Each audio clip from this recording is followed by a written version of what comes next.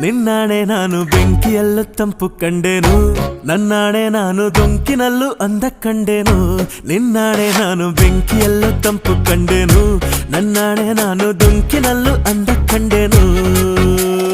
ಮಾವನ ಮಗಳು ನನ್ನ ಮೋಹಿಸಿ ಬಂದಾಗ, ಮಾವನ ಮಗಳು ನನ್ನ ಮೋಹಿಸಿ ಬಂದಾಗ, ಬೇವಿನಲ್ಲೂ ಸಿಹಿಯ ಕಂಡೆನು.